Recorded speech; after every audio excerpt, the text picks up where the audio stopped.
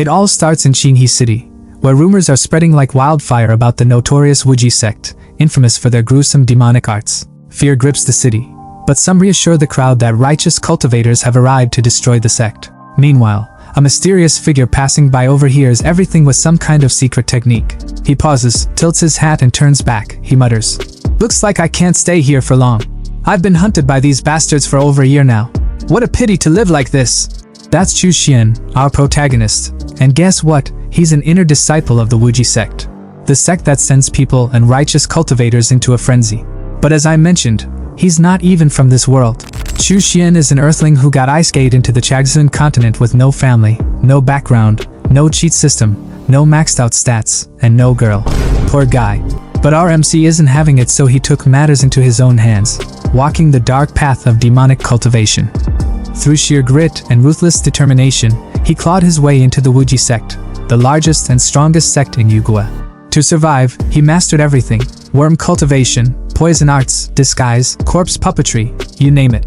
After years of relentless effort, he finally reached the Qi refining stage, poised to be accepted as an inner disciple by the sect elders. But fate had other plans. Out of nowhere, the first ancestor of the sect went mad and perished, leaving the Wuji sect vulnerable. The 5 major orthodox sects pounced, branding them a demonic cult and slaughtering them mercilessly. The Wuji sect was obliterated, its disciples massacred. The few survivors, like Chu Xian, were now hunted like animals. Back in the present, Chu Xian leaned against a shadowy wall, his hat falling to the ground as a wave of pain hit him. His voice was strained, trembling with desperation. The blood transformation and soul seizure art.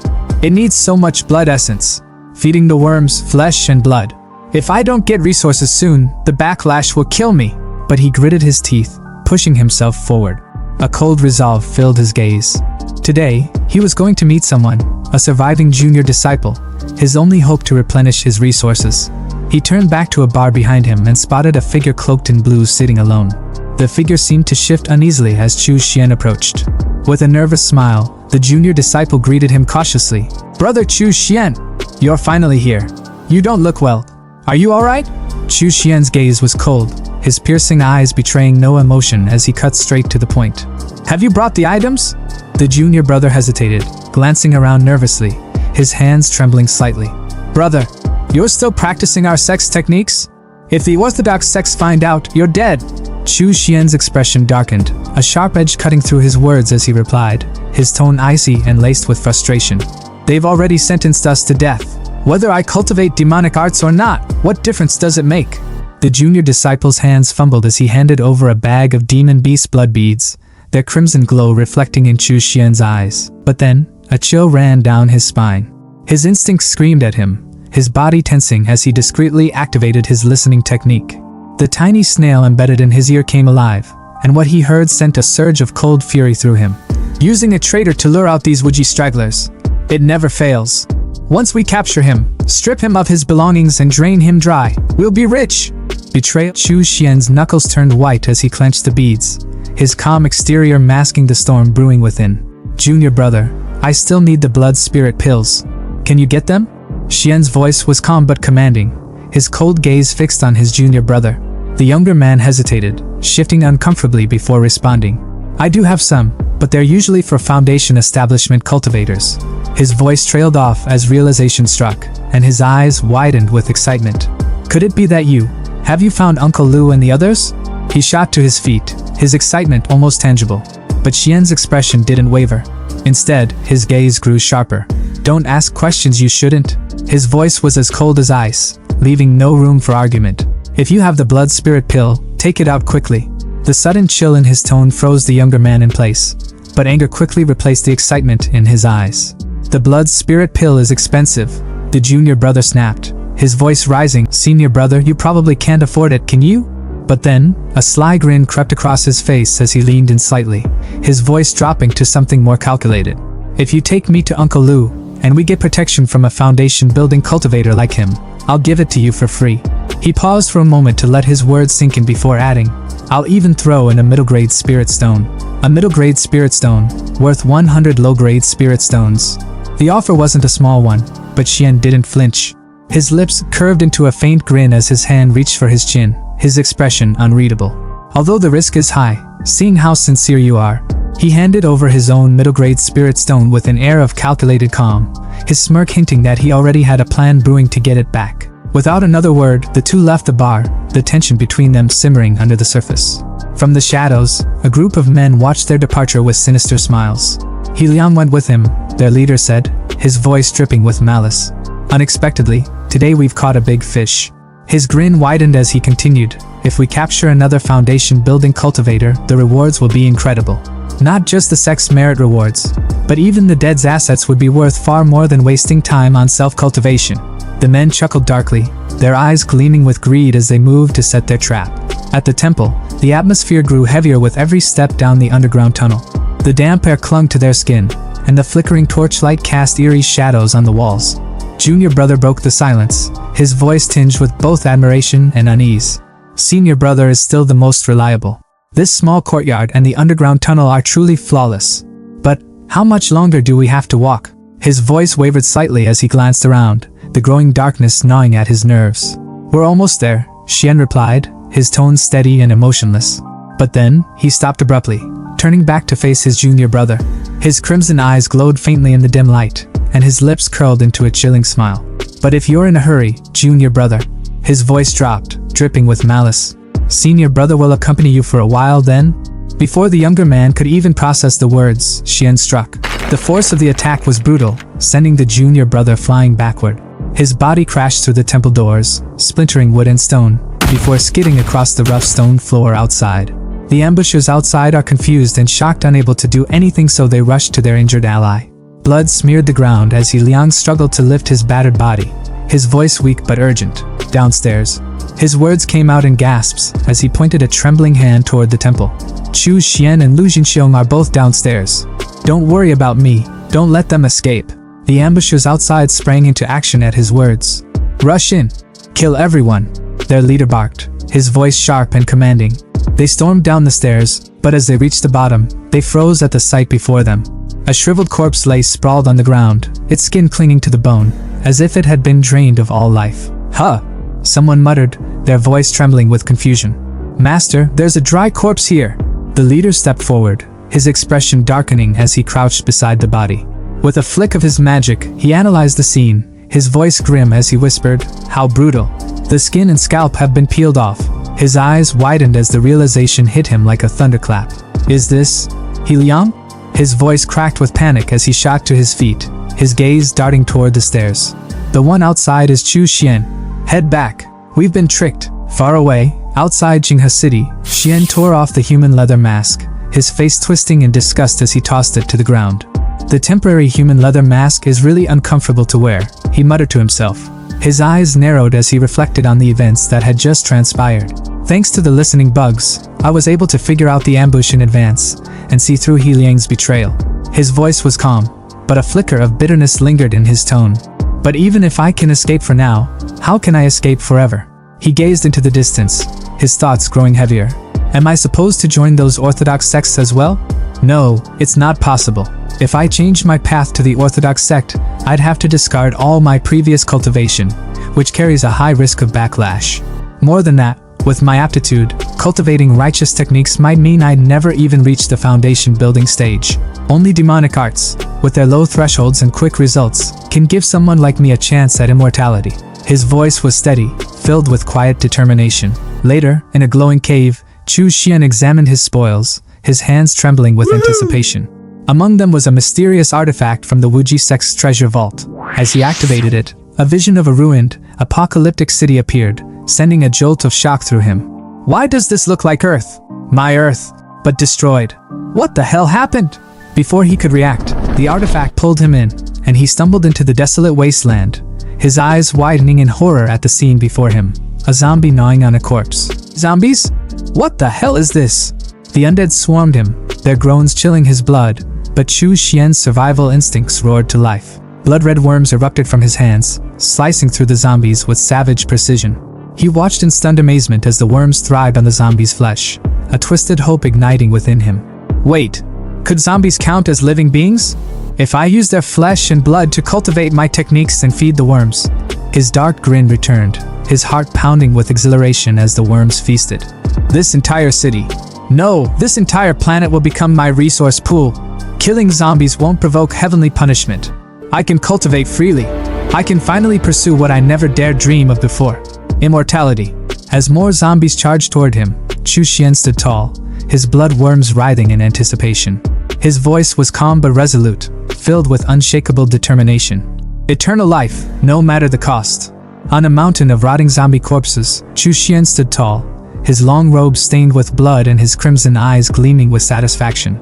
A grin tugged at his lips as he declared, "In just a short while, I've broken through from the 4th to the 5th layer of chi refining. This place truly is a holy land for cultivating demonic arts." Below him, weak zombies aimlessly shuffled, searching for prey. Chu Xian glanced down at them, unimpressed. However, personally hunting down zombies to absorb their energy is too damn troublesome. It's time to try refining summoning corpses to do the work for me. He rubbed his temple and sighed, his disdain evident. But refining corpses requires strong bodies filled with deep resentment as the material. Only then will the refined corpses have good potential. His gaze returned to the pathetic zombies beneath him. Their sluggish movements and empty eyes annoyed him. These guys? Worthless trash. Impossible to work with. Straightening his posture, he crossed his arms behind his back in a commanding Napoleon pose and announced, "Oh well, for now, I'll use this place as a temporary base. In such a large mall, I should be able to find new suitable targets." The scene shifted to a bespectacled man, his face pale with fear, surrounded by a horde of hungry zombies. He screamed desperately, "Tiger bro, please save me!" His eyes darted to a blonde man standing smugly on the upper floor, clutching a bag of supplies. "Didn't you say that as long as I distracted the zombies, you'd come save me once you finished collecting the resources? My mom and sister still need me. I can't die here." But the blonde man's response was anything but sympathetic. With a wicked smile, he taunted, "Oh dear, I think I forgot to tell you. Your mom died yesterday. How could the Linquan gang waste resources on a 60-year-old woman?" The bespectacled man froze in disbelief, his voice trembling. "What did you say?" The blonde man shrugged nonchalantly, turning to leave. "Thank you for sacrificing your life for me. After you die, I'll take care of your sister." The bespectacled man screamed in despair as the zombies closed in, ripping into his flesh. With his dying breath, he cursed, "Tang Hu, you'll definitely receive your retribution."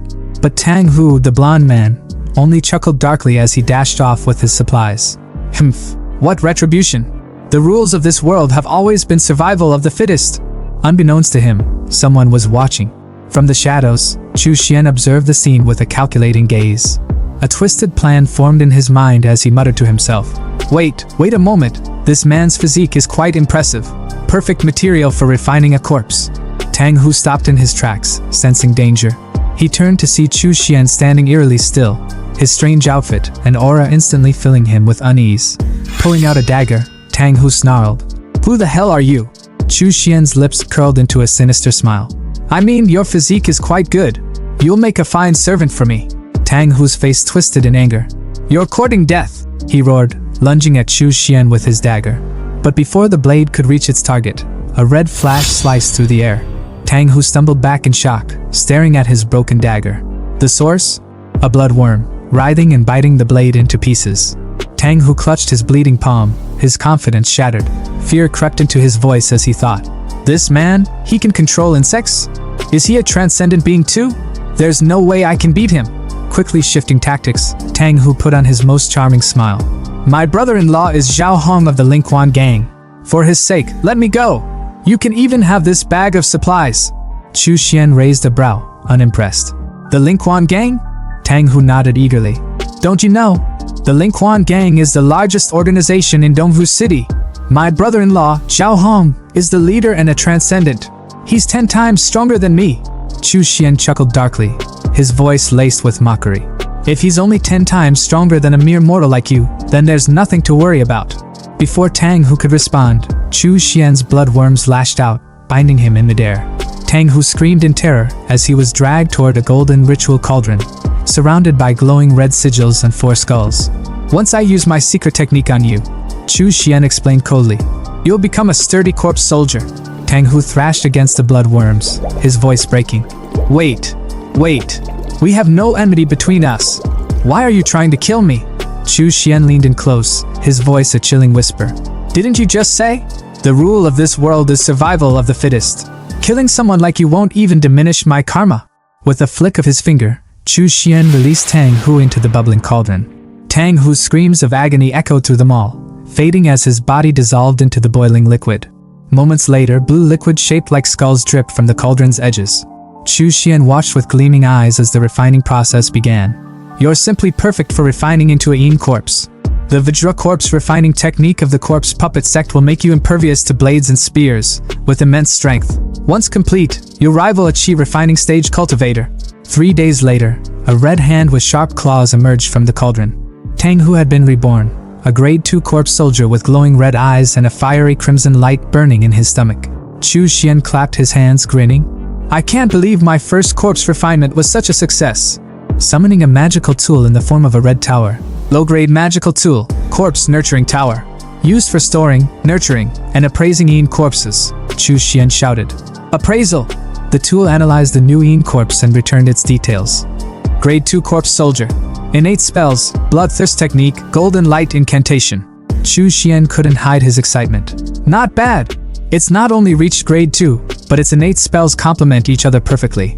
This Yin corpse could even rival a Chi refining 4th layer cultivator. He turned to his new creation, a proud smile on his face. I'll call you Xiao Xi. Now go and collect zombie flesh for me. With a growl, Xiao Xi leapt into action, tearing through hordes of zombies with ease. In a flash, he returned with a shopping cart full of zombie corpses, presenting them like groceries. Chu Xian, casually eating ramen, patted Xiao Xi's head. Well done! You've greatly improved my cultivation efficiency. Chu Xian mused to himself. Who would have thought that someone like me, barely surviving in the Zhengshuan continent, would become a powerful figure with life and death at my command in this world? All of this is thanks to the blood mirror that brought me here.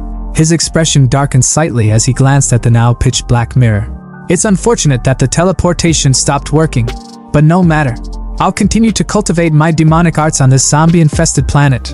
When the time is right, I'll return to the Zhengshuan continent stronger than ever. And with that, the demonic king of 2 worlds plotted his next steps. The Haohai Hotel is where it all begins, a high-rise bloodbath waiting to happen. Here, we find a trembling guy in a green jacket bowing his head trembling in fear. He's stammering apologies to a man who looks like Toji Fushiguro's terrifying long-lost cousin. But he isn't the real boss here though. The real boss is Zhao Hong, the Lingquan gang leader, and let's just say his patience ran out about 3 weeks ago. Zhao Hong, seated like an emperor with his wolf beast by his side and a girl draped on his arm, stares down the green-jacketed fool with a face so serious and a head so shiny it reflects light itself.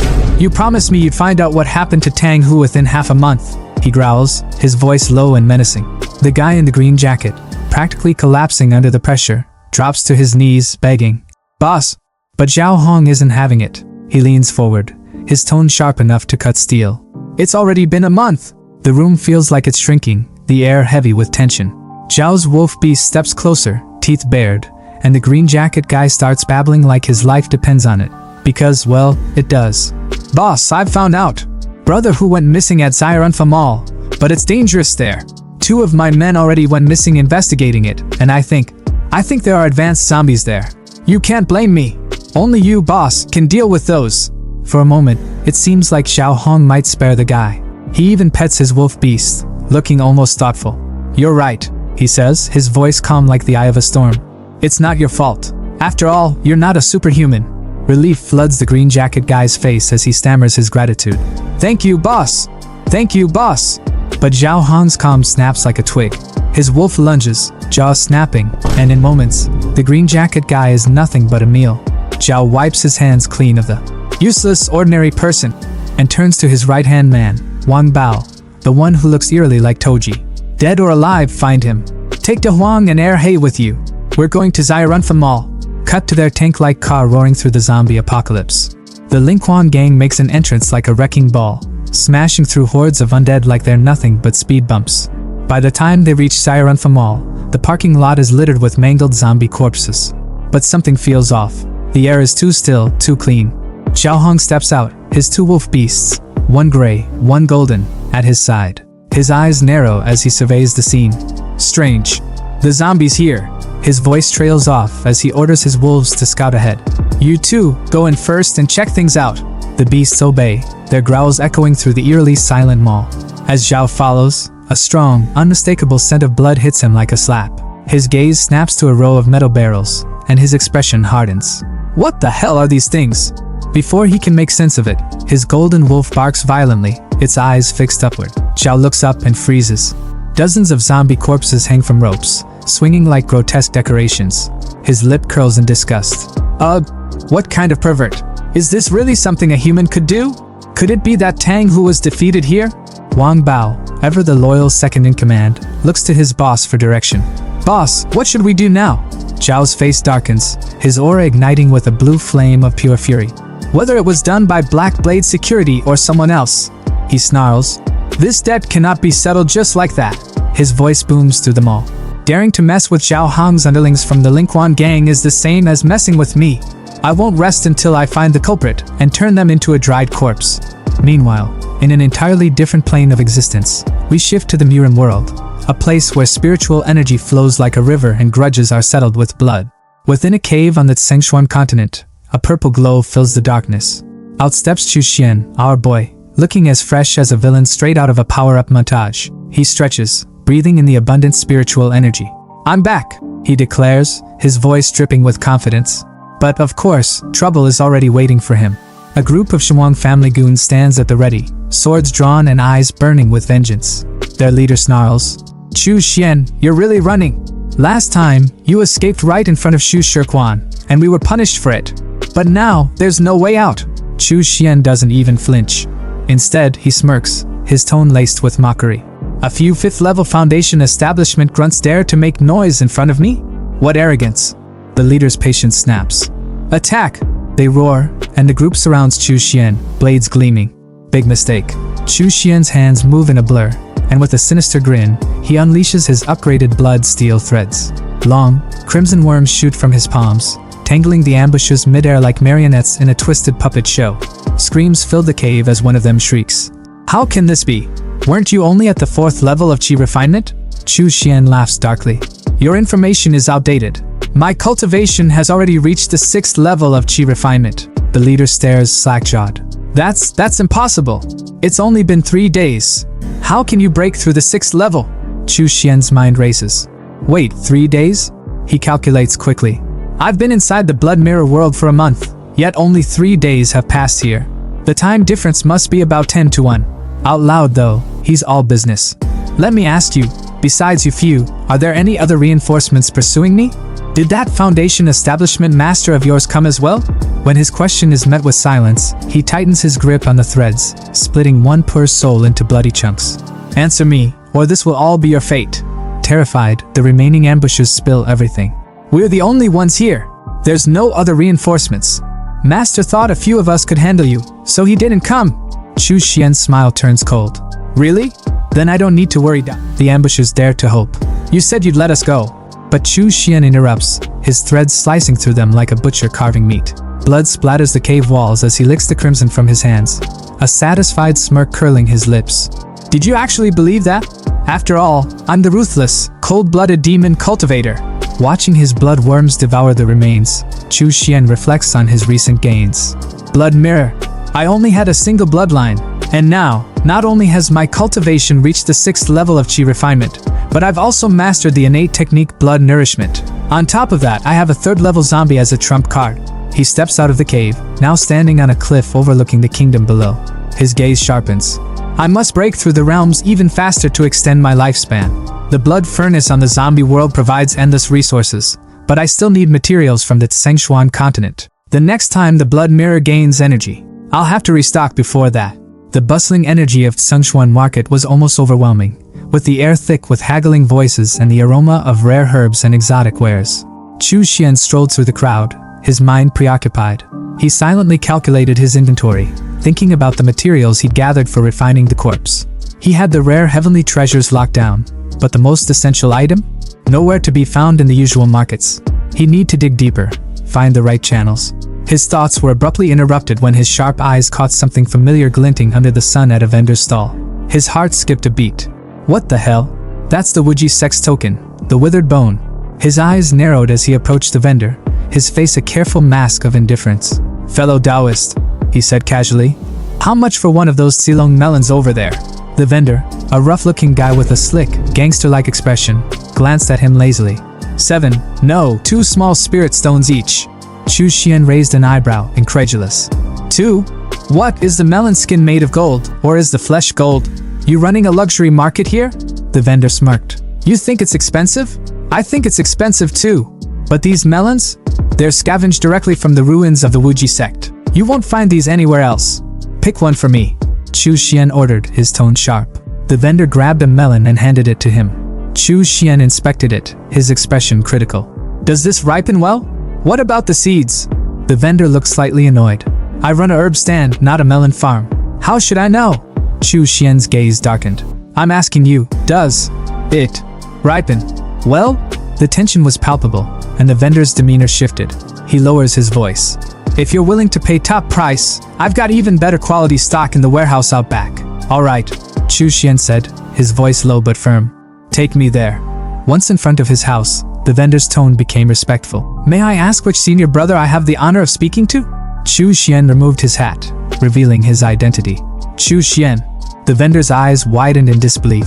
Senior brother Chu? It's really you. I'm Qianlong. I joined the Wuji sect in the same batch as you. You probably don't remember me, but I've always admired you. Among us grassroots outer disciples, you were the one who stood out the most. I never thought I'd be exchanging secret signals with the legendary senior brother Chu. Qianlong practically buzzed with excitement, circling Chu Xian like an overzealous fanboy. Uncle Lu and the other senior brothers are hiding in the Wu family manor in Taiping Town. When we heard 3 days ago that you killed that traitor He Liang, it gave everyone hope. You're a legend, senior brother. Chu Xian scoffed, his tone cold. So the third elder's direct disciple, Uncle Lu Jinxiong, is still alive, hiding in plain sight within Shigang sect territory. Clever. No wonder they haven't found him. Qianlong's enthusiasm didn't waver. Senior brother Chu, you should join us. Us Wuji sect cultivators need to stick together now more than ever. Chu Xian waved him off. I'm just here to buy something. Qianlong's face fell slightly, but he composed himself. What are you looking for? I need a blood transformation grand array. The words hit the air like a hammer, and Qianlong froze, his face twisting in shock and horror. What? Chu Xian remained unfazed as he explained. The blood melting formation is a tool often used by demonic cultivators for large-scale blood sacrifices. It's infamous for its ability to refine the 10,000 souls blood pearl, used to lay a powerful foundation. There was even a demonic sect leader who once sacrificed 300,000 lives to cast a citywide blood melting formation. It's simple yet devastating, capable of mass murder even when wielded by someone in the chi refining stage. But, and here, his voice dropped chillingly, I'm not planning anything that extreme. I'd deploy it on a zombie-infested planet, no harm to the heavens, and it might even earn me some merit. Qianlong looked pale, his voice trembling. Brother Chu, the 5 major sects are cracking down hard on anything related to demonic arts. If you activate that formation, they'll come for you. Chu Xian's gaze hardened. That's not your concern. Do you have it or not? Qianlong hesitated before mumbling. I know someone who does. They soon arrived at a secret Wuji sect stronghold, where a towering, jacked man stood like a sentinel. Su Ming, once ranked 11th among the inner disciples, greeted them with a sneer. The blood-melting formation? Yeah, I have it. But why should I sell it to you, Chu Xian? Chu Xian's eyes narrowed, his thoughts racing. Of course, it had to be Su Ming. They'd butted heads plenty in the past over resources, and it was clear Su Ming was relishing the thought of seeing him fail. But not this time. Chu Xian reached into his bag and pulled out his trump card, an entire sack of glimmering blood pearls. Qianlong and Su Ming's jaws dropped. Blood pearls? So many? How many lives were sacrificed for this? Another voice chimed in, dripping with awe. To refine this many blood pearls under the Shigang sect's watch, Junior Brother Chu's power has surpassed all of ours. It was Wei Hua, ranked 12th among the inner disciples. Su Ming's thoughts churned with frustration. Damn Chu Xian, always outshining him. Fine, he sneered. 200 blood pearls, and the formation is yours. Chu Xian gave a cold laugh. Greedy, aren't we? Wei Hua stepped in, his tone reasonable. A basic formation like this used to go for 80 blood pearls tops. Su Ming, we're all from the same sect. This is unreasonable. But Su Ming wasn't backing down. Even between brothers, accounts need to be settled clearly. I'm the only one with the blood-melting formation, and without it. Chu Xian cut him off, his voice laced with quiet menace. Su Ming, are you misunderstanding something? That formation is worthless if you can't use it, which means it's already devalued. Meanwhile, you're desperate for blood pearls to fend off chi deviation. So tell me, who's the one really in need here? Su Ming's bravado cracked. Fine. 80 blood pearls. 60. Chu Xian countered. Su Ming bristled. Why are you still haggling? If you won't sell, I'll leave, Chu Xian said flatly, turning to go. Wait. Su Ming practically panicked. Fine, 50. Chu Xian smirked, handing over 60 blood pearls. You're wise to agree. The blood melting formation was his, and Xian wasn't about to let anyone take it. In his mind, he was already scheming. He had plenty of blood pearls left, so why not offer a little more goodwill? Chu Xian spoke up, his tone calm but firm. Senior brother Wei Hua, if you want the remaining blood pearls, you can exchange them with me for spirit stones. The brunette's eyes lit up, clearly struggling to hide his desperation. Well, thank you, junior brother Chu. We're currently in dire need of blood pearls. These things are worth more than gold on the market. With a smirk and a quick dab of his hands, Xian made the deal. 30 small spirit stones for them at a premium. The brunette added, sealing the exchange. Xian's mind was racing as he pocketed his newfound resources. With these, when he returned to that godforsaken doomsday planet, he'd be able to skyrocket his cultivation. He could already taste the power. As the brunette and the melon guy, his other junior, bid him farewell, the brunette hesitated, his voice laced with concern. Junior brother Chu, you really won't stay and join us? He's been good to us, and he's extremely powerful. Having him is better than any other candidate. Chu Xian tilted his hat down slightly, his expression unreadable. Inwardly, though, his thoughts were sharp and unyielding. Fortune and misfortune were intertwined. Lu Shihe's immense strength was a double-edged sword. It would draw the attention of the righteous sections. No need, he said flatly, the words carrying an air of finality. Suddenly, a commanding voice broke the tension. You stop right there! A soldier strode forward, his demeanor cold and authoritative. We are acting under the orders of the Shingang sect elders. The Wu family might be harboring survivors from the Wuji sect, so we are here to investigate. The brunette froze, his voice trembling slightly. 7th level of chi refining. Melon Guy's face paled. Even if the 4 of us join forces, we're no match. Chu Xian's expression darkened as he weighed his options. He could escape easily, but these fellow disciples? They'd be slaughtered. Should he intervene? Before he could decide, a jacked guy emerged from the shadows, his voice dripping with malice. Fellow Taoist, the one wearing the conical hat is the demonic cultivator you're after. Chu Xian. The betrayal hit like a thunderclap. The brunette clenched his teeth. Su Ming you. But the damage was done.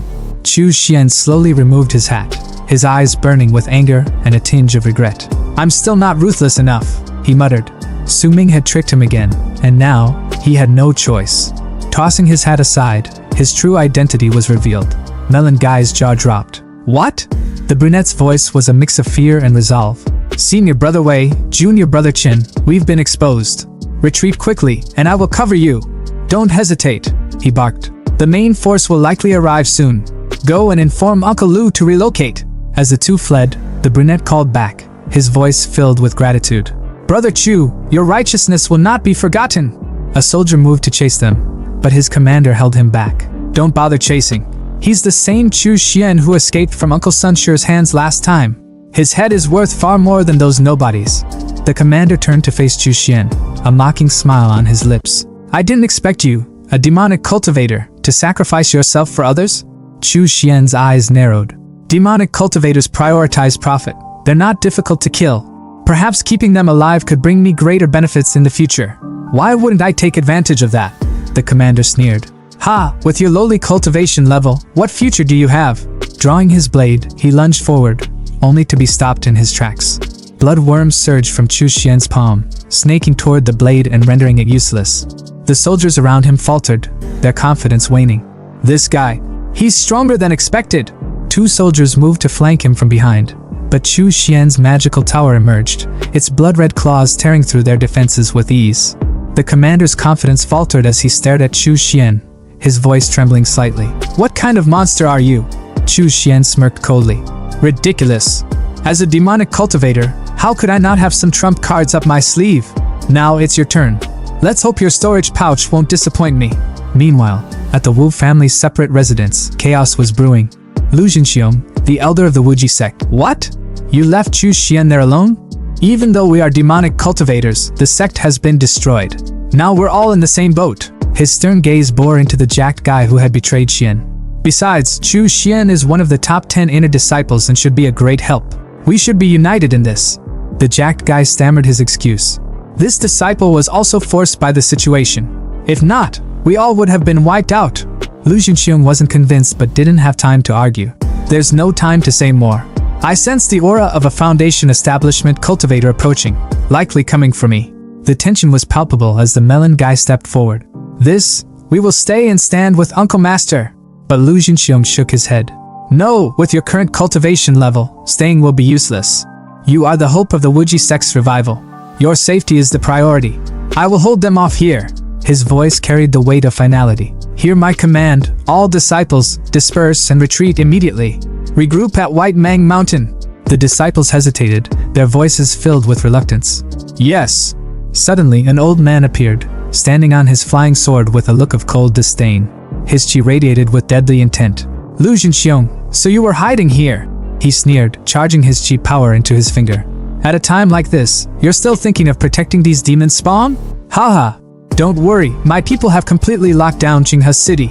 None of them will escape. Panic spread among the Wuji sect disciples as they scattered in every direction. Back at Taiping Square, the brunette, melon guy, and Jack guy stumbled upon a grisly scene. The ground was littered with the corpses of Xunli sect cultivators. The brunette's voice trembled. Those are actually the corpses of those Xunli sect cultivators. Is there anyone in Qinghe City who could have done this? Melon guy's voice wavered with hope. Could it be senior brother Chu? The Jack guy scoffed, his tone dripping with disbelief. Are you joking? Judging by the condition of the bodies, they were clearly killed in an instant. It would take at least a chi refining stage level 8 cultivator to do that. How could it have been him? The brunette pointed toward the distance. Let's not worry about that now. The enemy didn't leave but instead died here. More pursuers will likely be drawn soon. Everyone, make the most of the time we have and evacuate quickly. Near Taiping Mountain, the remnants of the Wuji sect huddled together in the dense forest, their breaths shallow, their gazes darting at every rustle of the leaves. Tension hung heavy in the air until the melon guy's voice broke the silence. Uncle Master Lu is back. His relief was palpable, but that relief turned to horror when they saw Lu Junxiong stumble into view, his left arm bloodied and limp. Uncle Master! Someone cried out in alarm. Another disciple rushed forward, already calling for a healer, but Lu waved him off, his voice steady despite the pain. I'm fine. It's unavoidable to suffer some injuries during an escape. His face worn but his eyes sharp as ever. But you all! Qinghe City was completely surrounded by Xunli sect forces, yet you managed to escape without losing a single person. It's truly fortunate. The brunette stepped forward, bowing deeply. Thanks to the sect's protection, the disciples managed to leave without obstruction. Even the 3 Xunli sect disciples originally stationed there were killed by someone. The mention of this unexpected event made Lu raise an eyebrow. Something like this happened? Could it be a wandering expert passing by? He sat down on a fallen tree. His tone was contemplative, though his body remained tense as a disciple wrapped bandages around his injured arm. Then, his gaze sharpened. Where is Chu Xian? The brunette hesitated, guilt flickering in his eyes. This disciple doesn't know. In the rush, I didn't spot brother Chu Xian. Su Ming, the jacked guy, crossed his arms with a scoff. Chu Xian is only at the 4th level of chi refining. Facing 3 opponents, he probably got reduced to ashes. His voice was cold, uncaring. But the melon guy wasn't having it. Su Ming, this is all your fault for getting senior brother Chu killed, and you still have the nerve to speak? His fist clenched as he glared at Su Ming, who merely shrugged. Lu Junxiong rubbed his chin thoughtfully. Chu Xian. I recall him. He's the one who's been ranked 10th in the inner sect for years. His aptitude may be ordinary, but he's very clever. He might not have met with misfortune. His sharp gaze turned to Wei Hua, the brunette. Wei Hua, once things calm down, take some people to gather information on him. If you find him, bring him to join us. It's good to have some support. Since the sect's destruction, he's been wandering alone. I can't imagine how difficult things must be for him now. Meanwhile, Chu Xian wasn't exactly struggling. In a dimly lit cavern, he sat cross-legged, grinning from ear to ear as he counted his spoils. Ha ha ha, life is really getting better and better. He chuckled, his voice echoing in the cavern. 800 low-grade spirit stones, 2 mid-grade spirit stones. Spirit gathering formation and maze formation, suitable for setting up a cave dwelling. His fingers traced the edge of a small black flag, his smile turning wicked. Surprisingly, there's even a 10,000 souls banner. This is a notorious evil sect treasure.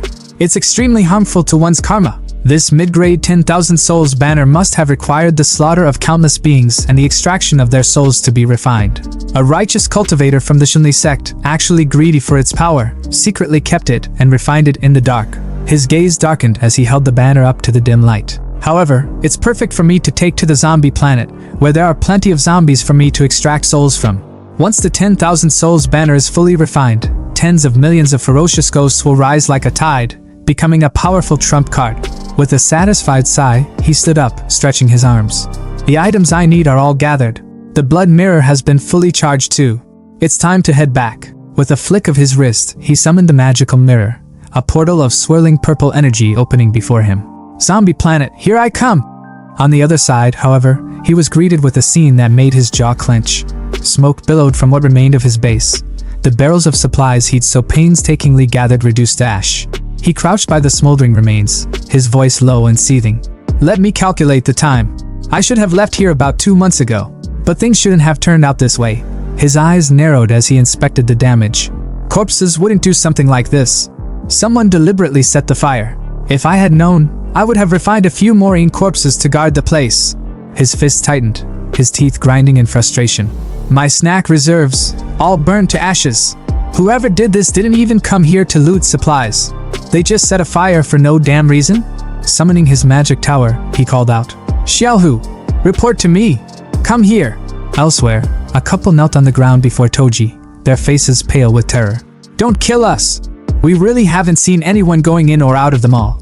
The boyfriend pleaded, his voice shaking. Toji's sneer was almost predatory as he stepped closer to the girl, licking his lips.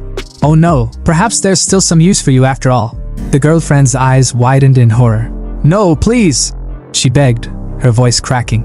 Before Toji could lay a hand on her, a massive shadow loomed over him. He turned slowly, his confidence evaporating as he stared up at Xiaohu, who towered over him like death itself. The couple didn't waste a second, scrambling to their feet and running as fast as they could. It's a high-level zombie! The boyfriend shouted in panic, his voice fading into the distance. Xiaohu leaned down toward Toji, mimicking the predator's earlier movements, and karma hit like a truck. Toji's legs shook as he stammered. No, don't. But then his eyes focused on the zombie's face, recognition dawning too late. Wait, this zombie. Tang Hu. His words were cut off as Xiaohu grabbed him by the collar like a ragdoll, slung him over his shoulder, and dashed away, leaving a trail of smoke in his wake. Toji's scream was more pathetic than anything. Ow! Where are you taking me? Where are you going?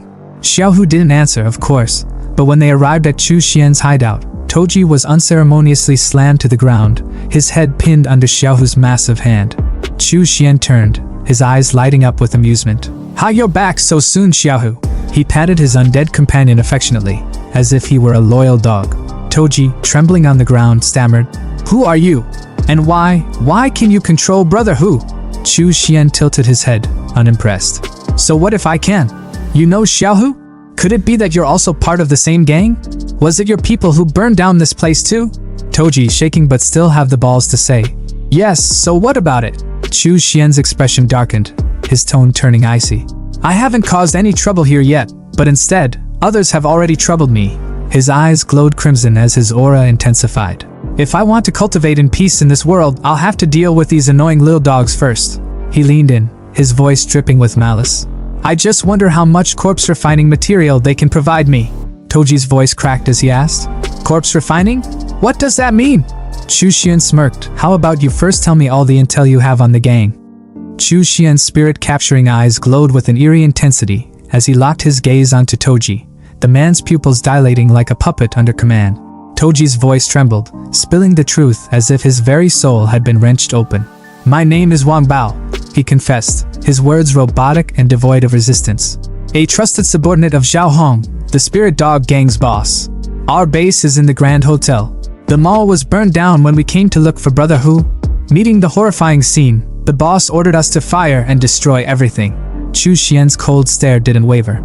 His tone was sharp, slicing through the air like a blade. How strong is Zhao Hong? Toji's head tilted slightly, his subdued voice revealing the extent of their boss's power. He's a 5-level transcendent who has tamed 3 spirit dogs. Each one of them is more than 3 meters long and incredibly violent. He's also physically stronger than an ordinary person. He can compete with high-level zombies. But something in Toji's voice shifted. He was regaining fragments of his consciousness. A flicker of fear crossed his face as he stammered. Chu Xian's thoughts raced. The spirit capturing I was losing its grip. Time was running out. He pressed on. Wang Bao, let me ask you one last question. This isn't your first time murdering and burning things down, is it? Toji's lips curled into a nervous grin, his voice dripping with sarcasm as he chuckled uneasily. Of course not. Such things are common right now. I even enjoy it a little bit.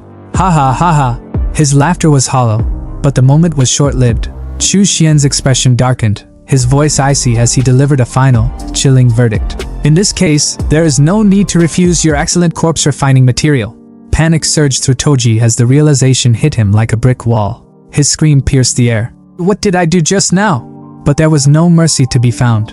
Xiaohu, the towering zombie, grabbed Toji like a ragdoll, lifting him effortlessly. The cauldron bubbled ominously, steam rising as if it were eager to claim its next victim. Chu Xian stood calmly, his eyes gleaming with a sinister satisfaction as he threw the final ingredients into the boiling concoction. Toji thrashed violently, his screams echoing through the space. What are you doing? But his cries were cut short as Xiaohu smashed him into the seething liquid, submerging him completely. Chu Xian watched the process unfold, his thoughts cold and calculating. Transcendence, spirit dogs, high-level zombies. This zombie planet is more interesting than I thought. Although a chi-refining cultivator is a powerful being on this planet, I still can't take them lightly. He stepped outside, the wasteland stretching out before him in its apocalyptic glory. His mind raced with plans. I need to gather information and continue collecting zombie materials. After all, my energy is limited as just one person. He clasped his hands behind his back, an air of authority surrounding him, his posture reminiscent of a ruler surveying his kingdom. Although the Iin corpses are strong, they lack intelligence. If I could use a team of normally functioning servants, the results would be much better. Keeping the spirit dog gang alive might be more useful than killing them. Hours passed, and from the cauldron emerged a figure unrecognizable from the trembling man he had been. Toji was no more. What stood in his place was a hulking blue zombie, spikes jutting from his back and elbows, his icy blue eyes glowing with an unnatural light. Energy crackled around him, radiating like a storm. His core pulsed with power, a lightning-like arc reactor embedded in his chest. Chu Xian's magical tower scanned and analyzed the creation. Middle-grade Iin corpse. Level 3 corpse soldier. Innate spells, silent walk, fire thorn. A twisted smile crept across Chu Xian's face. Not bad. A middle grade with 2 innate spells. He's a good pick for an assassin. You're Xiao Bao from now on. You and Xiaohu are a perfect team. But the harmony didn't last long. Xiaohu, the jealous brute, didn't take kindly to the competition. He shoved Xiao Bao aside with a menacing glare, trying to monopolize Chu Xian's attention. Xiao Bao, now despite his terrifying form, cowered behind Chu Xian like a scolded puppy, his glowing eyes wide with fear. Chu Xian sighed, rubbing his temples in disbelief. So, 2 big strong zombies competing for my favor. His tone shifted, dripping with dark amusement as his expression turned villainous. Well, it's time to find someone to settle a score with. Come on, cheer up. It's time to go play. At that, both zombies snapped to attention, their rivalry forgotten. Xiao Bao's icy blue aura crackled, while Xiaohu's blood-red energy flared. They roared in unison, ready for action.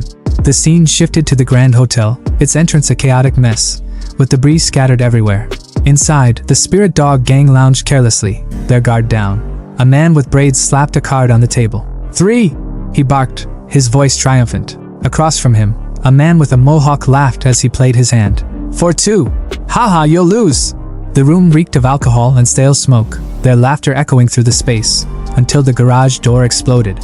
Smoke billowed into the room, and chaos erupted as they scrambled to their feet. Who is it? One of them yelled, panic setting in. Who's that guy?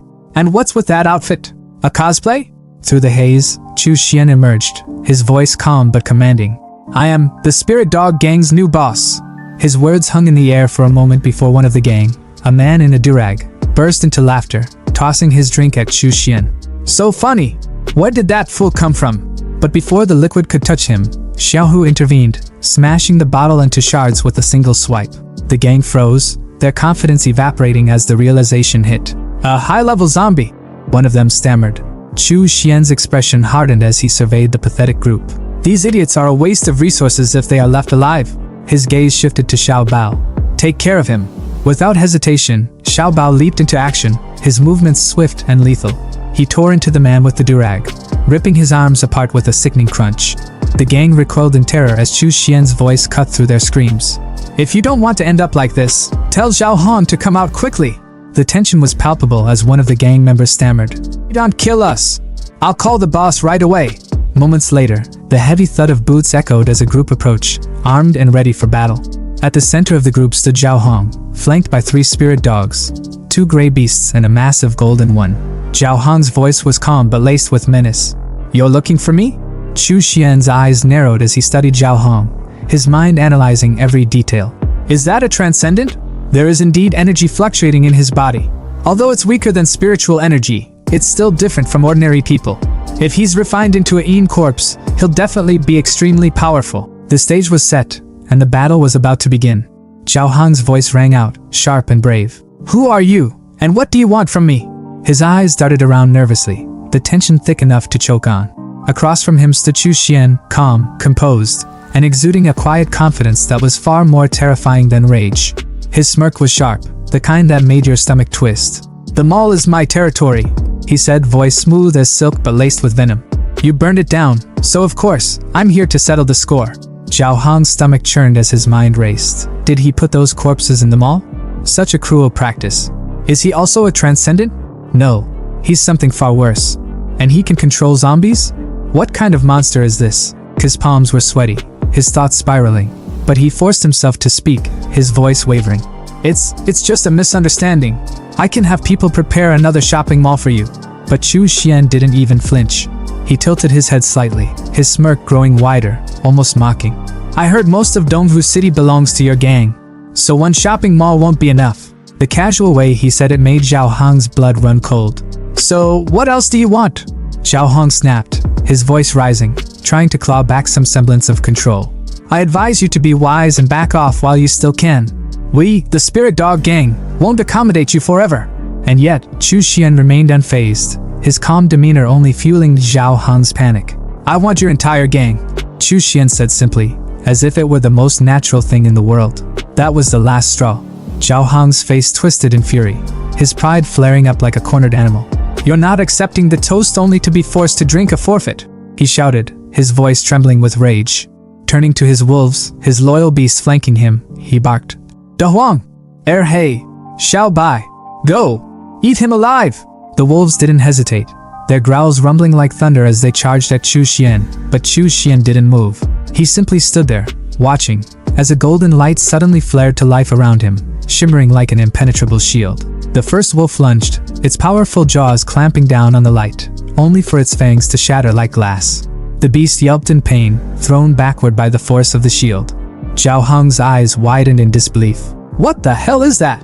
he stammered. The golden light wasn't just luck, it was a skill.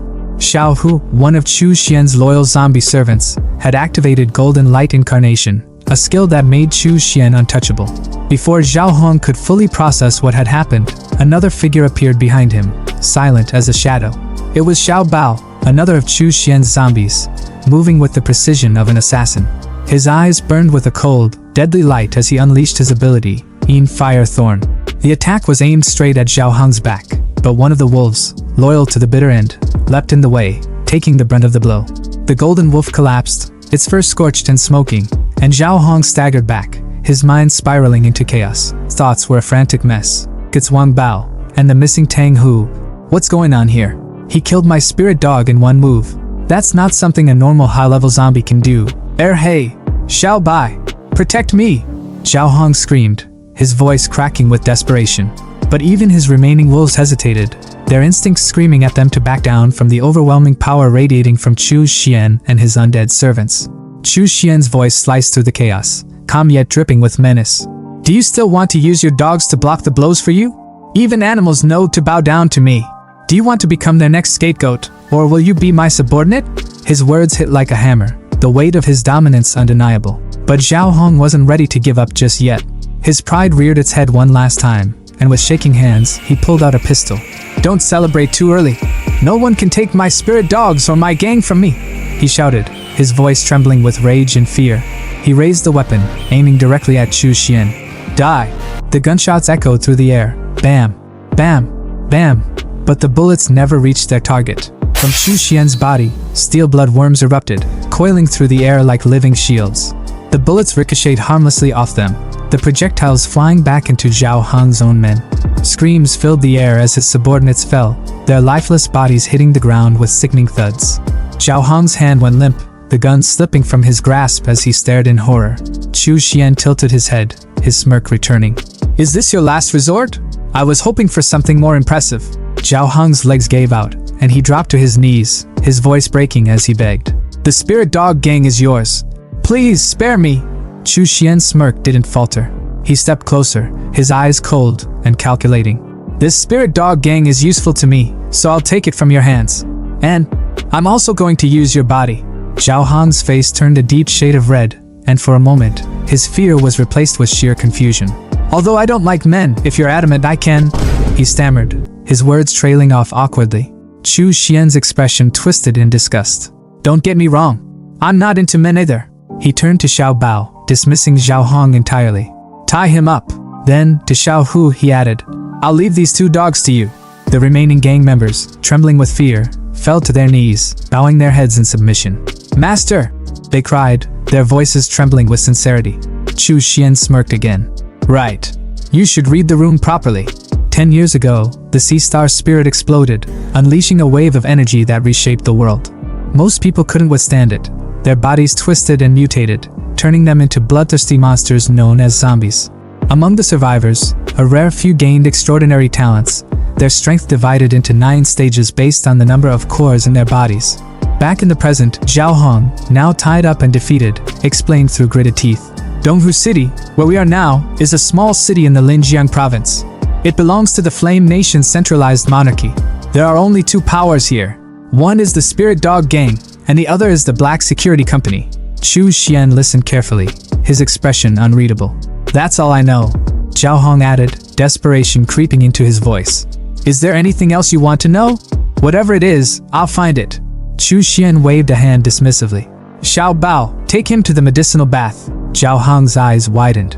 Medicinal bath? His protests turned into panic screams as Xiao Hu and Xiao Bao dragged him away. Big brother, didn't you say you'd spare me? Chu Xian sipped his drink, watching the chaos unfold with amusement. The medicinal bath this time is the best one I've been able to get. After soaking for a few days, his talent will come into play. He leaned back, savoring the moment. And it's the perfect chance to set up the blood battle array for a blood sacrifice. Modern food and drinks really are better. Outside, Chu Xian soared through the air on his flying sword, drink in hand, surveying the desolate city below. His sharp eyes caught movement on a rooftop. A group of survivors was fighting for their lives.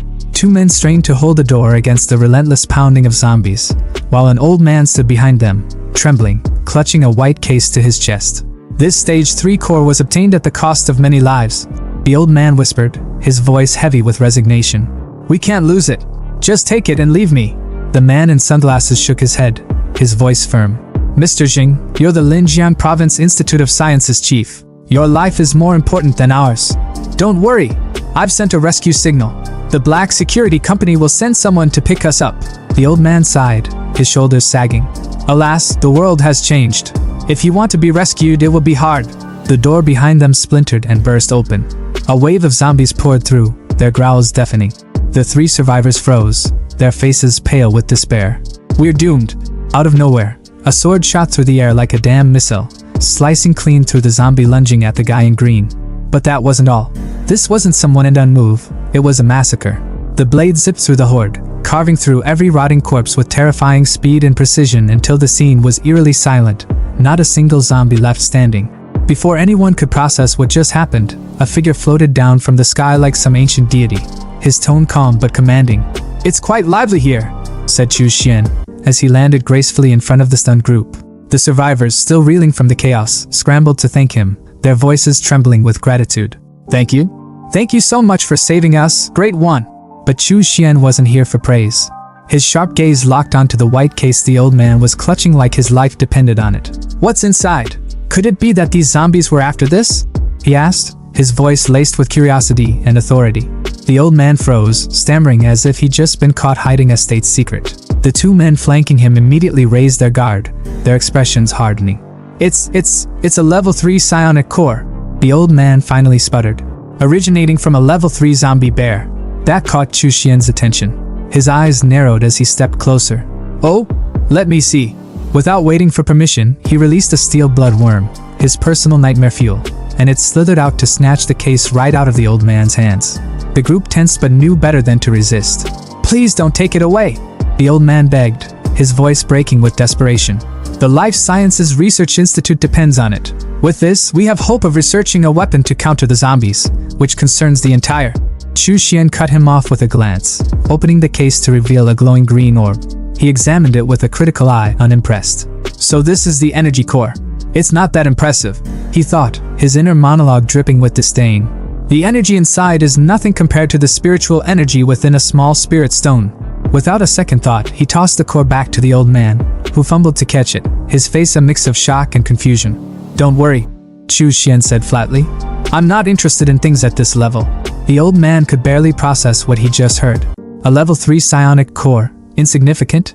Who the hell was this guy? Before he could voice his disbelief, Chu Xian turned his attention back to the group.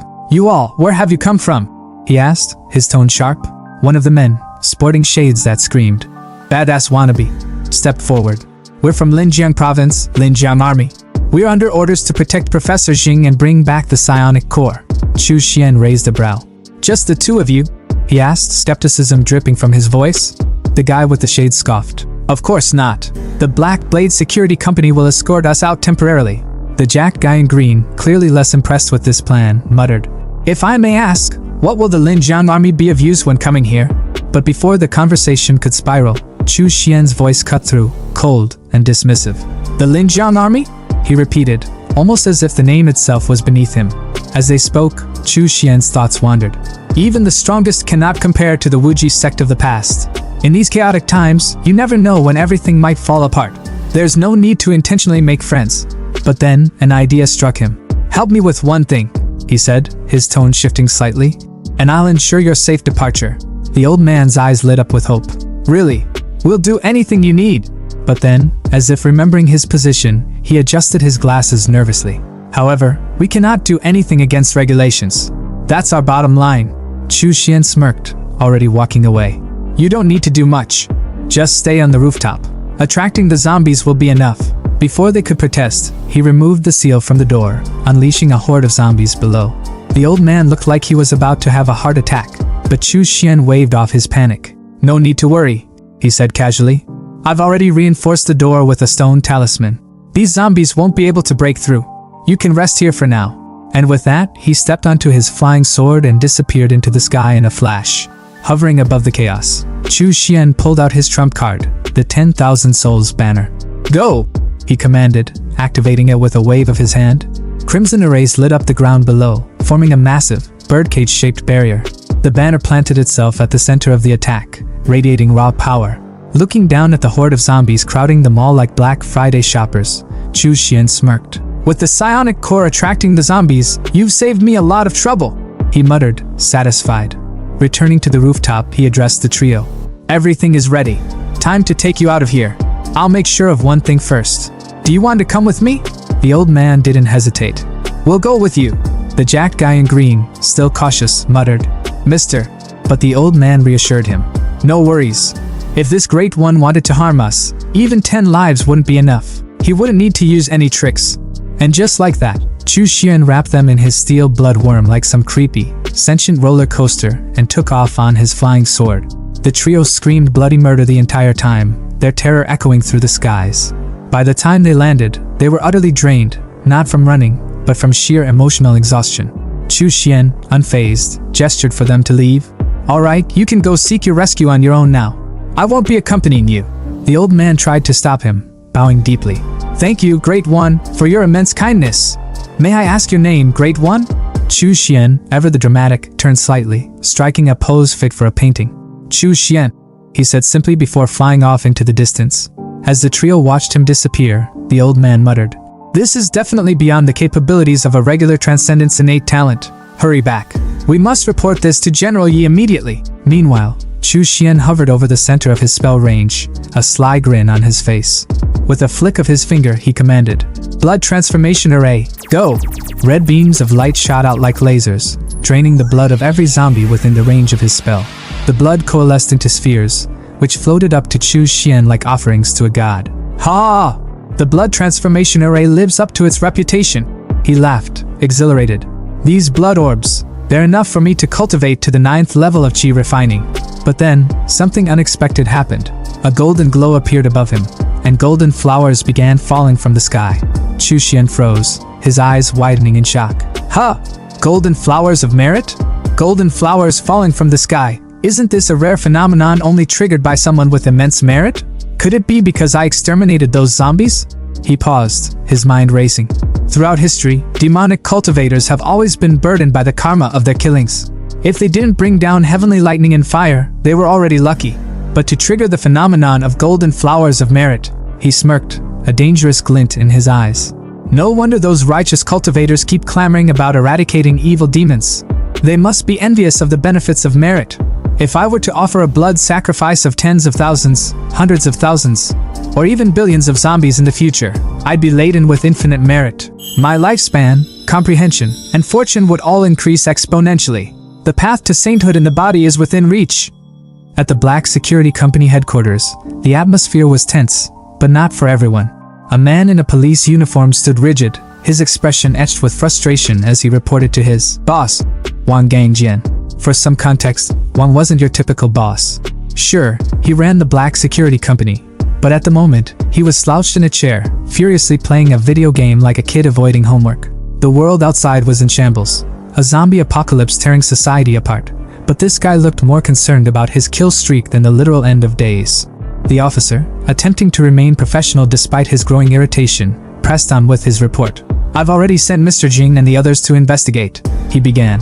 But no matter how much we ask, we still can't figure out why there are so many bloodless mummies in that area. Mr. Jing keeps dodging the question. He's hiding something, I'm sure of it. Wang, who looked like he was in his 40s but had the energy of a teenager cracking Mountain Dew cans at 3 a.m., didn't even glance away from the screen. It's near the Spirit Dog Gang's headquarters, he said casually, still mashing buttons on his Nintendo. Go ask Xiao Hong about it. The officer blinked, incredulous. Me? Xiao Hong's a transcendent.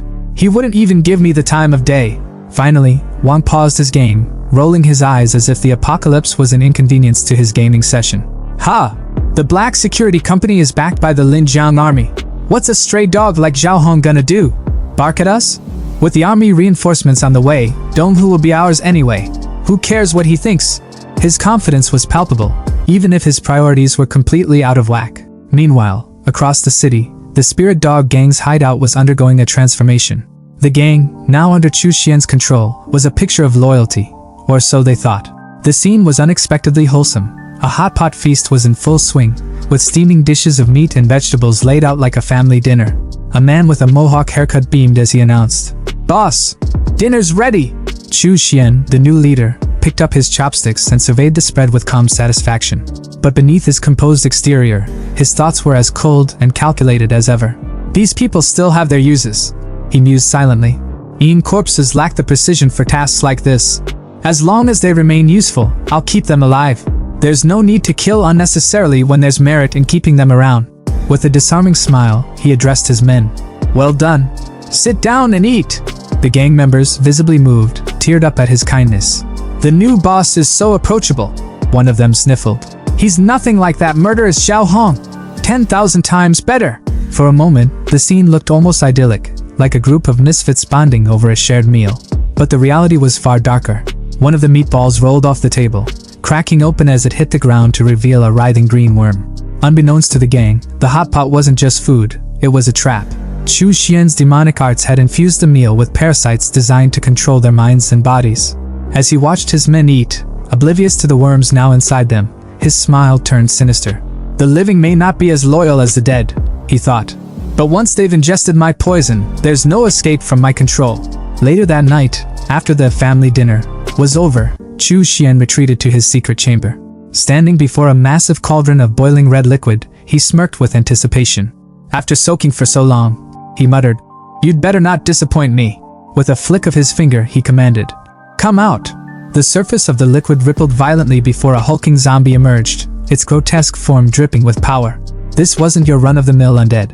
Its head was crowned with thorn-like spikes, its body encased in armor that looked both organic and impenetrable.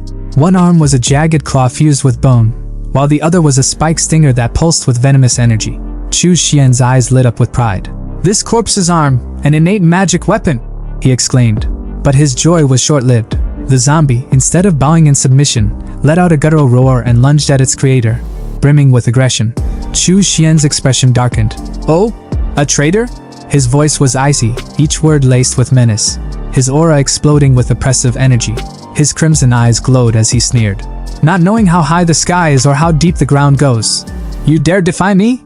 The zombie faltered under his overwhelming presence, its ferocity replaced by trembling fear. Slowly, it dropped to its knees, bowing its head in submission. Chu Xian smirked, victorious. "That's better," he muttered, patting the zombie's head like a loyal pet. Using his magical tower, he analyzed his creation. High grade, level 7 corpse soldier. Innate spells, golden light, divine blade spell, corpse roar art, the tower reported.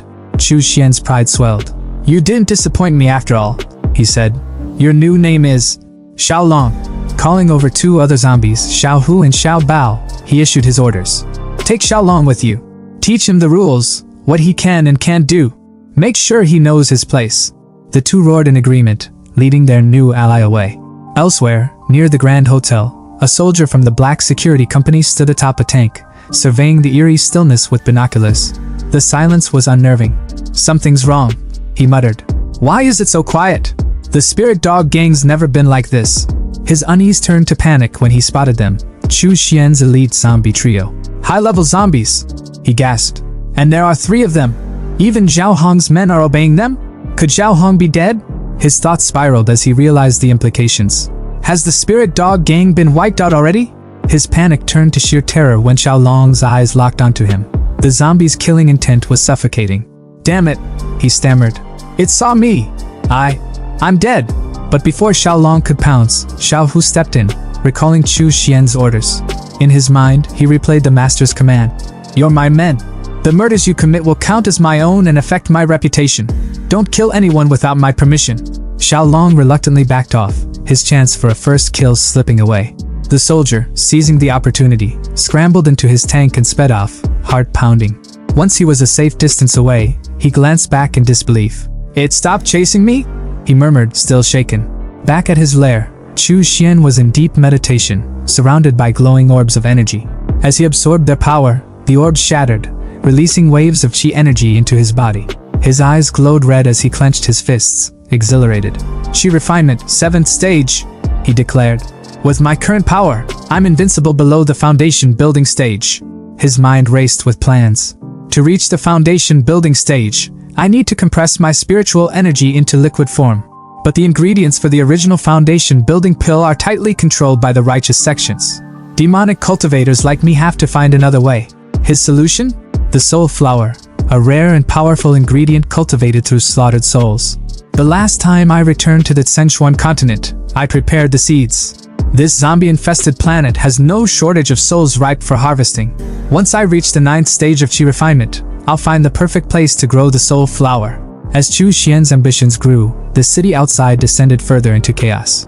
Wolves roamed the ruins, their howls echoing under the pale moonlight. Amid the destruction, a soldier fell prey to the pack. His arm and eyes are missing and the wolves' leader is standing tall and majestic under the shimmering glow of the full moon. The apocalypse wasn't just unfolding, it was thriving. The sunlight spilled over the broken city, illuminating the ruins that had once been filled with chaos and carnage. Now, there was a strange serenity. No zombies, no screams, just silence, like the calm before a storm. Inside what looked like a makeshift throne room, Chu Xian sat back in his chair, legs crossed, looking every bit like a boss who had conquered the apocalypse. His zombie subordinates knelt before him, their grotesque forms hunched in submission. He leaned forward slightly, his voice cutting through the quiet. "Are you saying you found a den of giant wolves on the highway? And they're planning to attack us?" Xiao Hu, one of his zombie soldiers, let out a guttural roar, confirming the report. Chu Xian leaned back, his mind already calculating the next move. Xiao Hu and Xiao Bao had already leveled up to corpse soldiers, and Xiao Long had reached level 9. These wolves had the audacity to ambush them. Chu Xian's lips curled into a smirk. "Confident little bastards," he thought. But this wasn't just an annoyance, it was an opportunity. His thoughts sharpened. Perhaps this den could be the perfect breeding ground for spirit flowers. Without wasting time, he waved his hand, sucking his zombie trio into his magical tower to rest. His gaze shifted toward the city outside, a flicker of excitement in his eyes. Kicking his leg up onto the table with casual arrogance, he announced, "I just broke through the 9th stage of chi refinement. Looks like it's time to stretch my legs. Moments later, Chu Xian stood on his flying sword, the wind whipping through his hair as he surveyed the city below. The magical tower rested in his palm, its faint glow pulsing with the energy of his undead soldiers inside. His voice was calm but commanding. "Is it here?" he asked, the question hanging in the air. From within the tower, Xiao Hu's roar confirmed the location. Chu Xian descended gracefully and landed near a pair of smashed tanks. His sharp eyes fell on a lifeless body sprawled on the ground. "A Linjiang army guard," he muttered. "So even a level 1 transcendent couldn't survive this." His tone grew colder. "These wolves aren't as simple as I thought." Suddenly, a baby's cry pierced the stillness. The sound was raw and desperate, echoing across the ruins. Chu Xian froze, his eyes narrowing. That cry didn't sit right with him. His instinct screamed that something was off. Without hesitation, he conjured a green fireball, the glowing energy crackling in his palm before he hurled it toward the sound. The explosion lit up the area, a wave of destruction rippling outward. When the dust settled, a severed wolf leg landed near his feet. He stared at it, his expression unreadable, before speaking in a voice so cold it could freeze the air.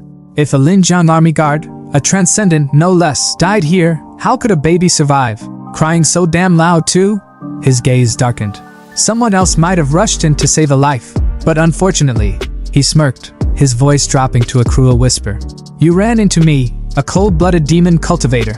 As if on cue, a deep, guttural howling erupted around him. The ground trembled as the wolves emerged, their glowing crimson eyes locked on Chu Xian with unrelenting hatred, their snarls filling the air as they prepared to attack. But Chu Xian stood unfazed, his expression almost bored. With a casual flick of his hand, he summoned his zombie trio from the magical tower. The undead soldiers materialized, their grotesque forms radiating malice as they roared in unison. The wolves hesitated for a moment, their bloodlust clashing with the overwhelming aura of the zombies. Then, the pack parted, making way for their leader. A massive wolf stepped forward, its blue fur shimmering like frost under the sunlight. A black horn jutted from its head, and its claws scraped against the ground, sharp enough to carve through steel. Chu Xian's eyes narrowed as he studied the creature. "A level 2 transcendent wolf king," he muttered, almost impressed. "Not bad." The wolf king let out an air-splitting howl, the signal for its pack to attack. The wolves surged forward like a tidal wave of fur and fangs, their howls tearing through the air. Chu Xian's voice cut through the noise, calm and commanding. "Leave the transcendent to me," he told his zombies. "The rest are yours." The trio roared in response, charging into the fray without hesitation. The battlefield erupted into chaos. Blood sprayed as claws met bone, teeth tore into flesh, and the undead soldiers fought with a ferocity that matched the wolves' savage attacks. The ground was littered with bodies as the two sides clashed, either willing to back down. Meanwhile, Chu Xian faced the Wolf King head-on. The massive creature lunged at him with its powerful jaws, but Chu Xian sidestepped effortlessly, his movements fluid and precise. "Good teeth, strong bones," he muttered with a smirk. "You pass." The Wolf King snarled, its crimson eyes blazing with fury as it launched another attack. But Chu Xian was already one step ahead. Channeling his chi energy, he unleashed a bloodworm spell, the crimson energy coiling like a whip around the beast's jaw. With a flick of his wrist, he slammed the Wolf King into the ground, the impact sending shockwaves through the battlefield. Dust and debris flew everywhere as the creature groaned, momentarily stunned. Chu Xian walked toward it, his expression cold and calculating. "It survived my attack," he noted, tilting his head slightly. "Its physique is impressive. Pass." He glanced back at his zombie trio, their grotesque forms tearing through the remaining wolves with ease. The pack was no match for the undead soldiers, and soon the battlefield was silent again, save for the groans of the injured Wolf King. Chu Xian turned to his soldiers and spoke with quiet authority. "Carry them all back to the hotel," he ordered, his voice cutting through the aftermath like a blade.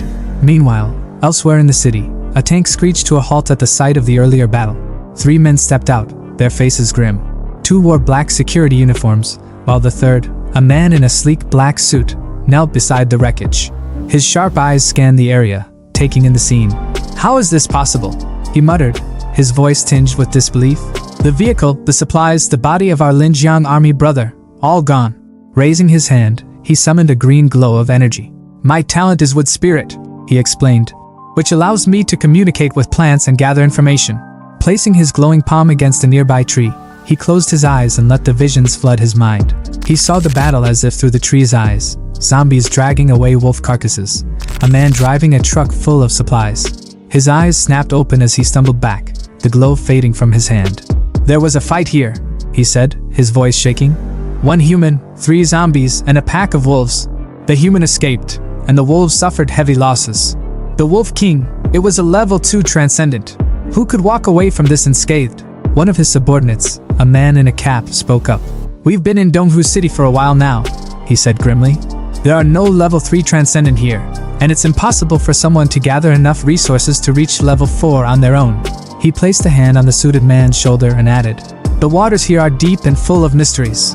First, high-level zombies appear, and now this, another strong individual we don't even know if we can trust. The man in suit thinks that the person in the tree vision is similar to Chu Xian's, so the guy in suit is actually the guy with sunglasses who got his ass saved along with his 2 companions by our protagonists a while back then on the rooftop.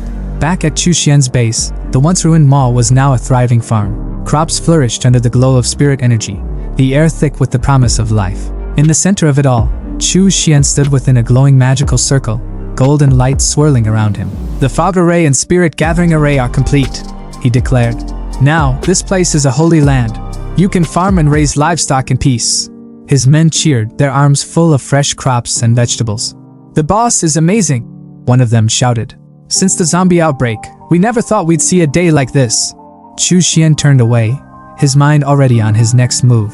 This land will be managed by the Spirit Dog Gang to improve food quality, he thought. But as for the demon spirit plant I want to grow. He entered a dark, ominous room where the injured Wolf King was bound. The creature growled weakly, its body wrapped in sharp, bloodthirsty vines that tightened with every movement. Chu Xian's eyes gleamed with ambition as he stepped closer.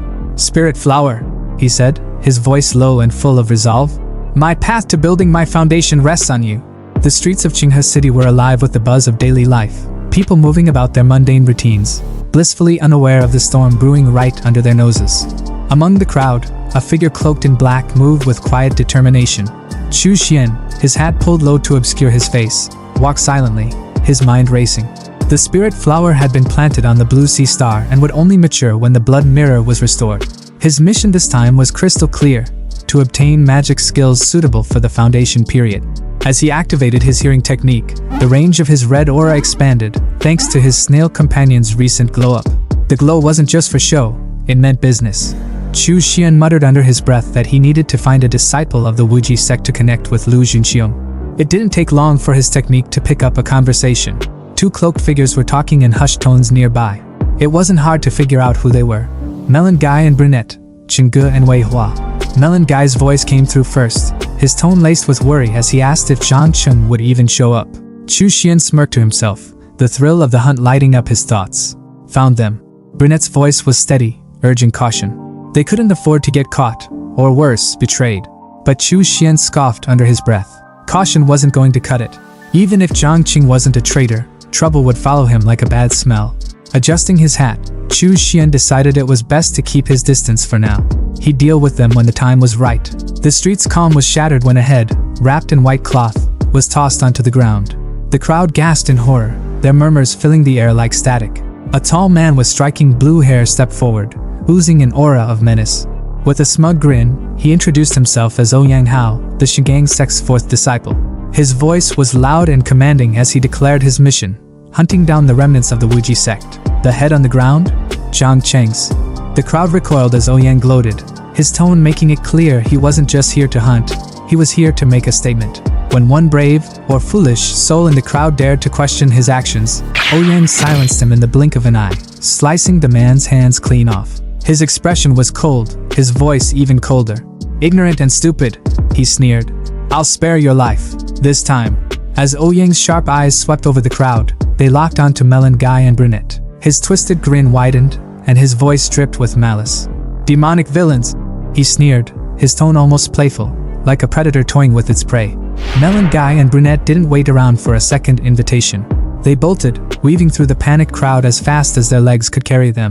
Ouyang wasted no time, launching a blue beam of energy in their direction. The blast tore through the street, nearly hitting innocent bystanders. The crowd erupted in whispers, their fear palpable. Ouyang Hao is too overbearing, one muttered. Another hissed for them to keep their voices down.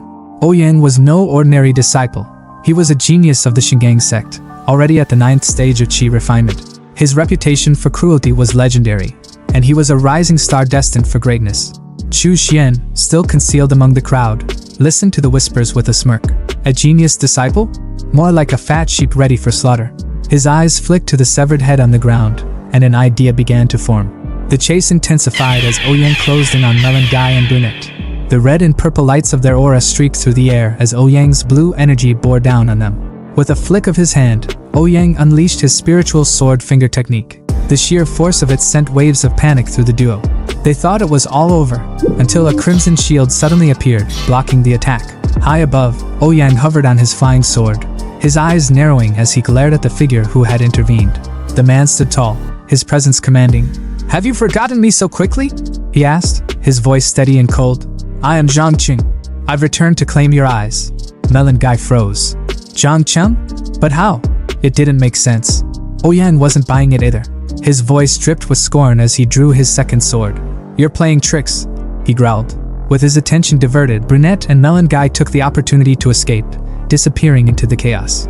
Ouyang's focus snapped back to the imposter. "Demonic cultivators always have tricks," he sneered.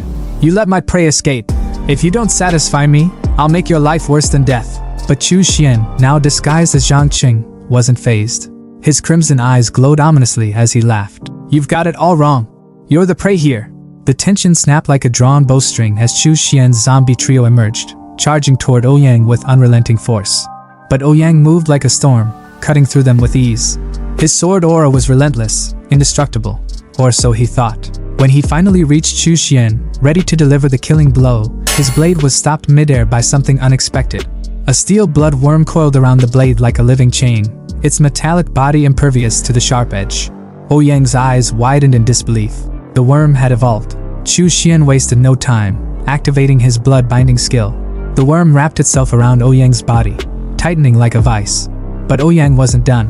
"Interesting," he said, his grin returning. With a burst of golden energy, he activated a Shingang Sect's secret skill.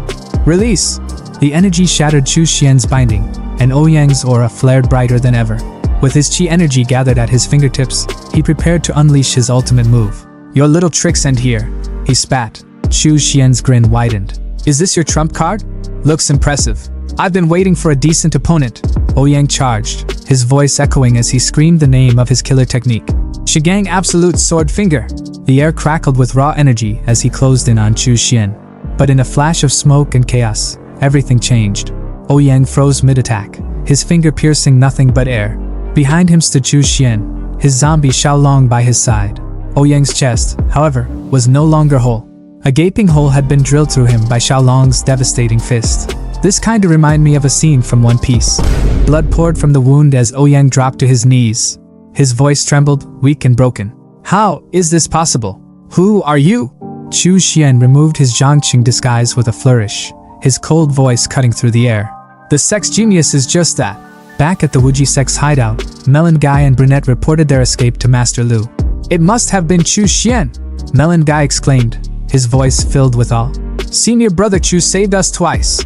But Master Lu wasn't impressed. His voice was sharp as he barked his orders. "This kind of disciple must not be allowed to cause trouble. Where did you meet Ouyang Hao? Take me to rescue him now." A voice cut through the tension like a knife. "No need." Chu Xian stepped into the room, holding Ouyang Hao's severed head like a trophy. His voice was calm, almost casual. "Wuji Sect's Chi Refinement Disciple Chu Xian greets Uncle Lu." Melon Guy's voice bursts with uncontainable excitement, practically shaking the air around him as he yells, "Senior brother Chu? You're alive? That's freaking amazing." His joy is so raw it's almost infectious. But the brunette standing next to him isn't as animated. His gaze locks onto the severed head dangling from Chu Xian's hand. The shock on his face is undeniable as he points at it, his words coming out slow and full of disbelief. "Is that Ouyang Hao?" Chu Xian's expression doesn't change. He's as calm as someone discussing their dinner plans. "Well, I took the chance to avenge junior brother Zhang Qing," he says casually, as if holding the head of a once feared genius isn't a big deal. Because for him, it isn't. Master Lu steps forward, his tone a mix of pride and amazement, unable to hide how impressed he is. "Chu Xian, you've grown up so quickly. When the sect was destroyed, you were only at the 4th stage of Qi refinement, barely scraping by. And now you've killed Ouyang Hao? That can only mean you've reached at least the 9th stage." At this, Melon Guy's face twists comically, his eyes so wide they look like they might pop out of his head. Ninth stage? His voice is a stammer, disbelief dripping from every word. Even the brunette, who had been silent up until now, flinches, his expression betraying his struggle to process what he's just heard. Master Lu's pride deepens, his voice booming with satisfaction as he steps closer to Chu Xian. Great, great. I never thought talent like yours would come from the Wuji sect. It's truly a blessing for us. Chu Xian, stay with us at the Wu family estate. I'll do everything I can to help you break through to foundation. But Chu Xian, ever the lone wolf, shakes his head. His tone is steady, carrying a quiet but unshakable resolve. I appreciate your kindness, uncle, but I intend to rely on my own strength to reach the next stage. Master Lu's brow furrows, concern flashing across his face as he presses further. Why are you so determined to go at this alone, Chu Xian? What are you hiding? Chu Xian's thoughts turn inside him, but outwardly, he places a hand on his chest, his voice taking on a dramatic edge. Uncle, this situation isn't optimistic. If all the resources were poured into me, my brothers' lives would only become harder. I can't live with myself knowing I've made their paths more difficult just for my selfish gains. His words hit hard, cutting through the tension like a blade. Both Melon Guy and the brunette are visibly moved, their expressions softening. Melon Guy's voice trembles with admiration as he blurts out, Senior Brother Chu, you're so selfless. Master Lu places a hand on Chu Xian's shoulder, his tone heavy with emotion. It's rare to see someone with a heart like yours, Chu Xian. If the sect still existed, I would have never let talent like yours wander off on its own. If you ever need anything, don't hesitate to come to me. Chu Xian hesitates for a moment, his tone careful but direct as he asks, Uncle, I was wondering about the blood refining scripture. How much does it cost? Without hesitation, Lu raises 5 fingers, his voice calm. 500 blood beads, and I'll give you a copy. Chu Xian's mind races for a moment, a flicker of surprise crossing his face. In the past, even 1,000 sect contribution points wouldn't have been enough to exchange for something like this. Uncle Lu really is giving me a good deal. Outwardly though, he sighs, fumbling with his pouch as he blurts out, Thank you for your kindness, uncle, but I only have 300 blood beads, plus the spirit stones I got from Ouyang Hao. Lu chuckles, brushing off the difference with a wave of his hand. Don't worry about it. They're resources meant for disciples anyway. If they don't need it, I can just give it to you for free.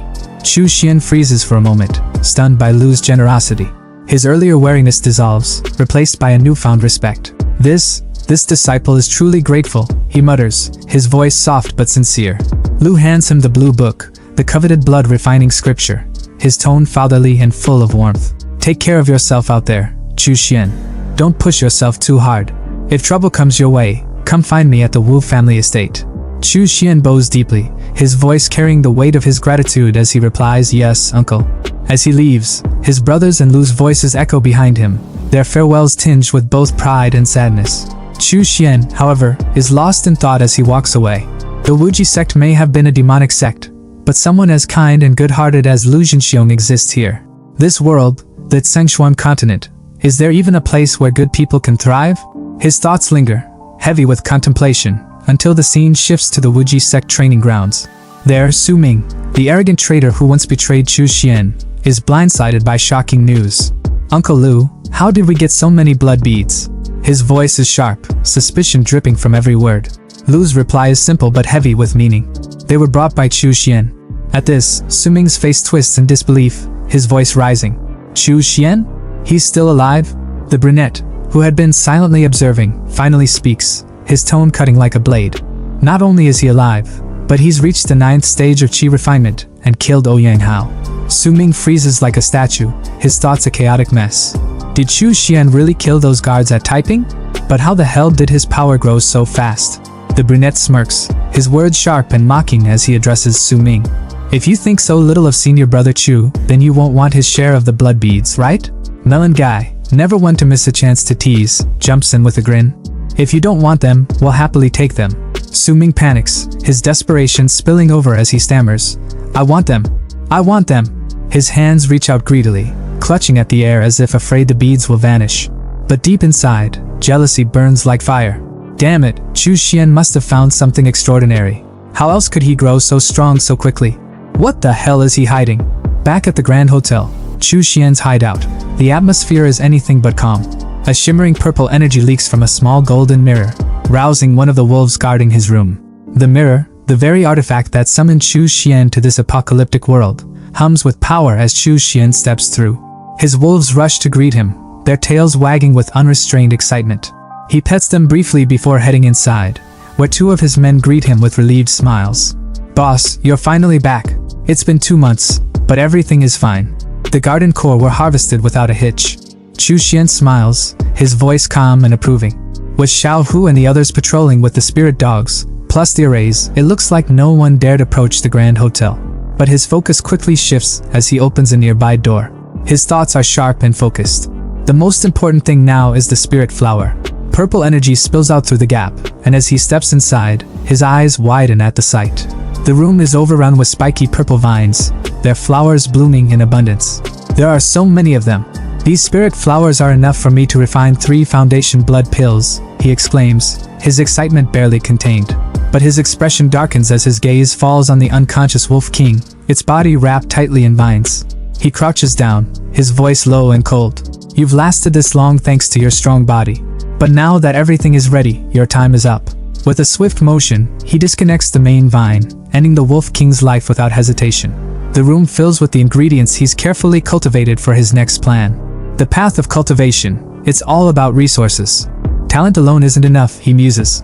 Sitting before an ancient furnace, Chu Xian begins the refining process.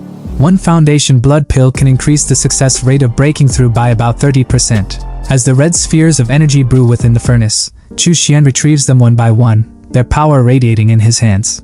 "With 1 orthodox foundation pill from Ouyang House storage, I have 4 chances to break through to foundation," he calculates. Dropping a golden pill into his mouth, golden energy surges around him like a storm, his hair standing on end. But he quickly regains focus, gathering the energy into a concentrated ball that dissolves into his body. "The power of just 1 pill isn't enough to liquefy my spirit power completely," he thinks, his resolve hardening. "Foundation blood pill, work for me." He swallows another pill, the air around him becoming thick with chi energy. The yin-yang symbol projects behind him as his glowing eyes focus with intensity. Then, in a flash, his consciousness shifts. Chu Xian finds himself in a vast, dark blue space, like the depths of an ocean. Confusion flickers across his face as he mutters, "This is..." Before he can make sense of it, a thunderous voice cuts through the void, filled with rage and hate. "Chu Xian, you cruel, demonic cultivator." A massive wolf silhouette emerges from the shadows, its presence oppressive and suffocating. "I will never let you break through foundation."